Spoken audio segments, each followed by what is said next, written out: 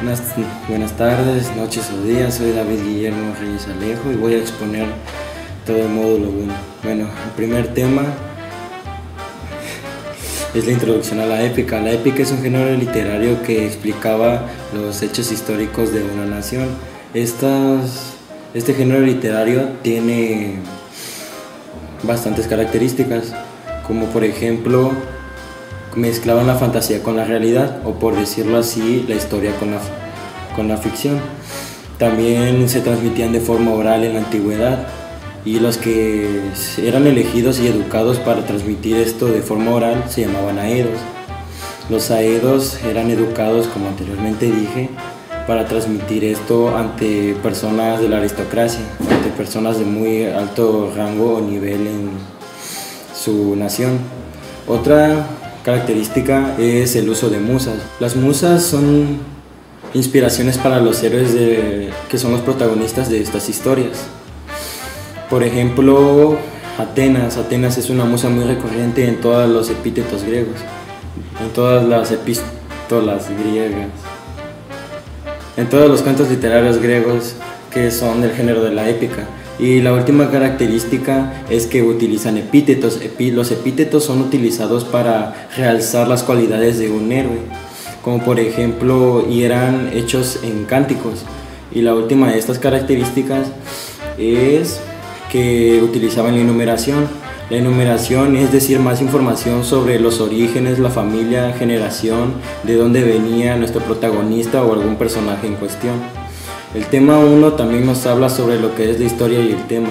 La historia es lo que se cuenta, lo que está en toda la obra literaria, el contenido de la obra. Y el tema es algo que queda al lector, lo que tenemos que desentrañar por nosotros mismos. El tema 2 habla sobre la epopeya y la épica. Estas dos tienen una relación. La epopeya es una rama de la épica que narra los hechos históricos de una nación, pero en versos prácticamente. Es como un poema corto sobre estas grandes hazañas.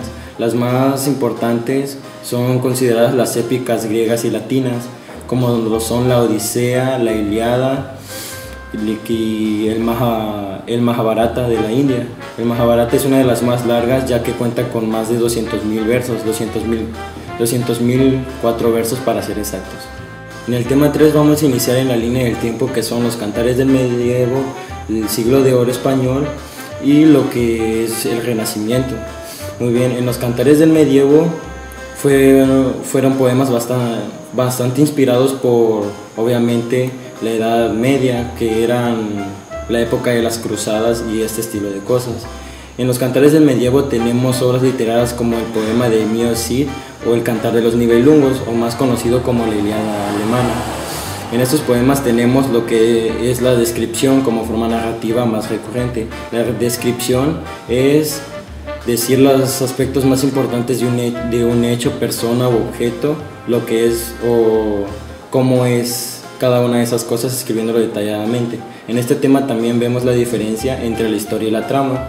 La trama es cómo se va contando la historia, y la historia es lo que se cuenta cronológicamente.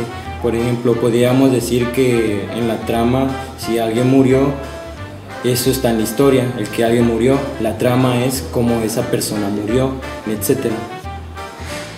Muy bien, ahora entramos en el tema 4 con la segunda etapa de la línea del tiempo, que es la etapa del Renacimiento. El Renacimiento es la transición entre la Edad Media y la Edad Moderna. Esta etapa cambió mucho los pensamientos políticos, la educación, arte, así como el teatro y la literatura. Un hombre que nacería en esta época que cambiaría para siempre el teatro sería William Shakespeare.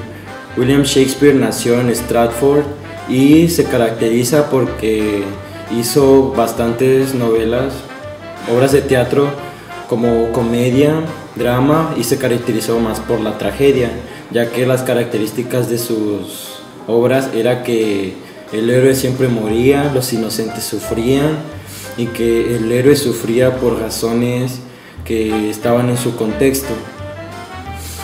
William Shakespeare es considerado uno de los más grandes escritores universales en el ámbito del teatro en esa época. tema 5 llegamos al fin de nuestra línea del tiempo, es el siglo de oro español. En el siglo de oro español fue marcado por el nacimiento de Miguel de Cervantes. Antes de sacar la gran historia que marcó su vida, había sacado otras más. La gran obra que marcó el siglo de oro, que era la de Don Quijote de la Mancha. Esta obra es reconocida porque poseía varios narradores y también porque inicia como una parodia del ejército y después nos cuenta las historias sobre alguien que se volvió loco, etcétera, etcétera. El siglo de oro también fue marcado por el conceptismo, en el cual lo que se contaba eran las historias como eran prácticamente.